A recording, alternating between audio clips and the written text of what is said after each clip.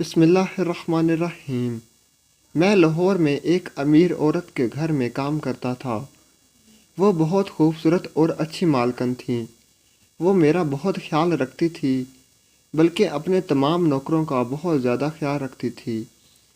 ان کے تمام مسئلے خود حل کرتی تھی، حتیٰ کہ وہ تمام نوکروں کو صبح کی نماز کے لیے بھی خود جگانے آیا کرتی تھی، تاکہ سب لوگ نماز ادا کر لیں۔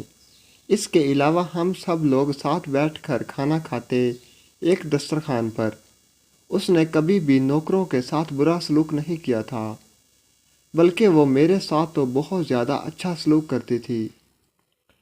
وہ مجھے اکثر کہا کرتی تھی کہ مجھے تم پر خود سے زیادہ اعتبار ہے۔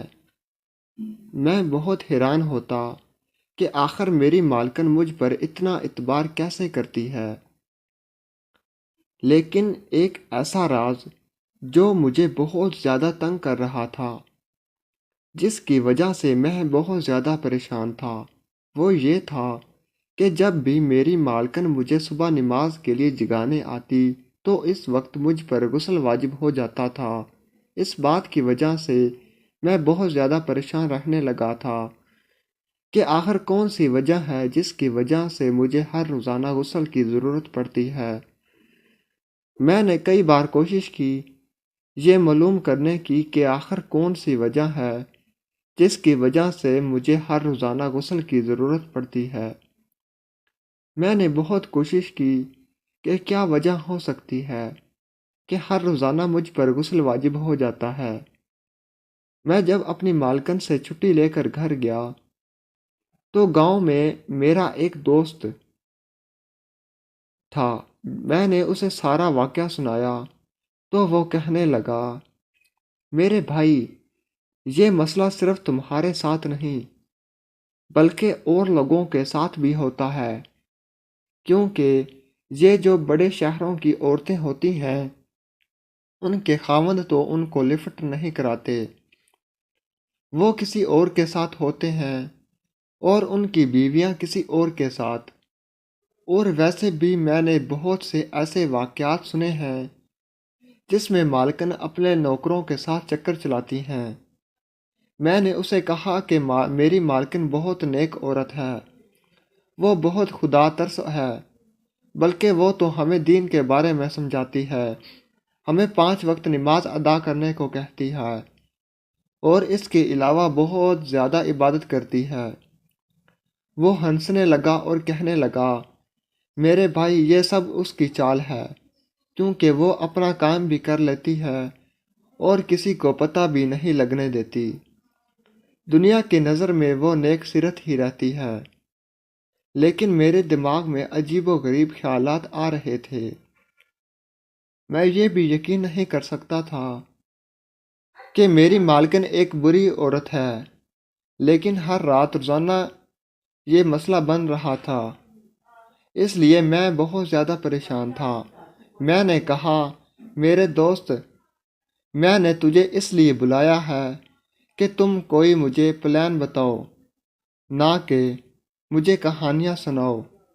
میں چاہتا ہوں کہ مجھے پتہ چل جائے کہ میری مالک مجھ سے بری حرکت کرتا ہے یا کوئی اور مسئلہ ہے جس کی وجہ سے میرے ساتھ یہ سب ہو رہا ہے۔ کچھ دیر سوچنے کے بعد میرے دوست نے کہا کہ تم ایک کام کرو، جب تم اپنی مالکن کے پاس جاؤ تو تم نے یہ سب دکھلانا ہے کہ تم نے کھانا کھا لیا ہے، لیکن تم نے کھانا نہیں کھانا اور ایسے ہی لیٹ جانا ہے۔ رات کے وقت جب تمہارے مالکن تمہیں جگانے کے لیے آئے تو تم نے ایکٹنگ کرنا ہے، اس طرح تمہیں پتہ چل جائے گا کہ تمہاری مالکن کا کیا کردار ہے، وہ نیک عورت ہے یا بری۔ اس کے علاوہ تم اپنے کمرے میں کیمرہ بھی لگا سکتے ہو۔ تم نے رات کے وقت اپنے کمرے میں کیمرہ آن کر کے سو جانا ہے، صبح اٹھ کر ساری ویڈیو دیکھ لینا کہ رات کو تمہارے ساتھ کیا ہوتا تھا۔ میں نے اس کا شکریہ ادا کیا اور گھر چلا آیا۔ کچھ دنوں کے بعد میں دوبارہ اپنی مالکن کے پاس لاہور چلا گیا۔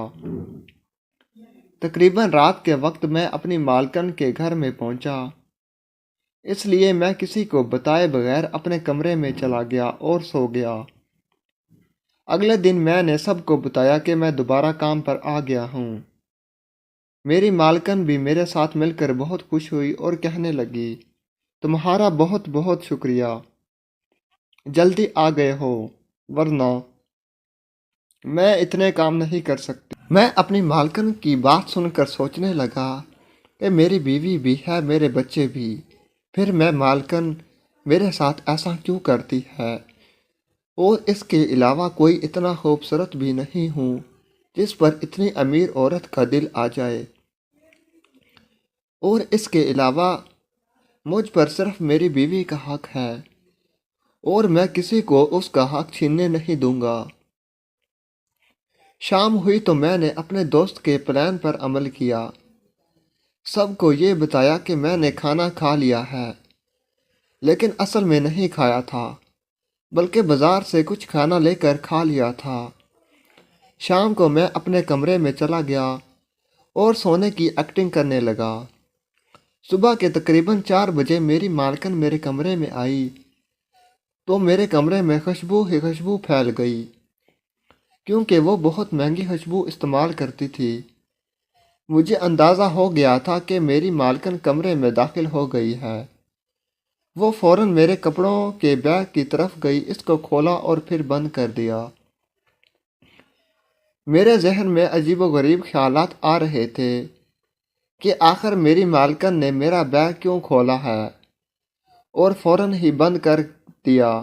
آخر کیا وجہ ہو سکتی ہے؟ اس کے بعد مالکن میری طرف آئی اور میرے اوپر گر گئی۔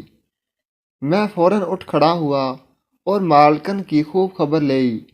میں نے کہا، مجھے پتا تھا کہ تم بد کردار ہو، لیکن میں نے تم پر اعتماد کیا کیونکہ میں تم کو ایک نیک عورت سمجھتا تھا، لیکن تم نے میرے اعتبار کو ختم کر دیا۔ اس لیے میں آج چلا جاؤں گا، کیونکہ مجھے اب اس گھر میں 1 منٹ بھی نہیں رکنا جہاں پر میرے ساتھ ایسا سلوک ہو رہا ہو۔ تمہیں شرم کرنی چاہیے۔ میری مالکن چپ چاپ میری باتیں سنتی رہی۔ جب وہ برداشت نہ کر سکی تو روتی ہوئی کمرے سے باہر چلی گئی۔ میں بھی صبح کا انتظار کرنے لگا۔ میں نے فوراً اپنا سامان سمیٹنا شروع کر دیا، لیکن جیسے ہی میں نے اپنے بیگ کو کھولا تو یہ دیکھ کر میرے پیروں تلے زمین نکل گئی، کیونکہ میری مالکن نے اس میں پیسے رکھے ہوئے تھے۔ پھر اچانک میرے ذہن میں خیال آیا کہ میں اپنے دوست سے پیسے ادھار مانگ رہا تھا، کیونکہ میری بیوی کا آپریشن تھا۔ اس وقت میری مالکن میرے قریب گھوم رہی تھی، اور ہر روزانہ جو مجھے غسل کرنے کی ضرورت ہے وہ مجھے بیماری ہو گئی تھی، کیونکہ کئی ہفتے میں گھر سے باہر رہتا تھا۔ میں فوراً اپنے مالکن کے پاس گیا، اس کے پاؤں پکڑے اور اس سے معافی مانگی۔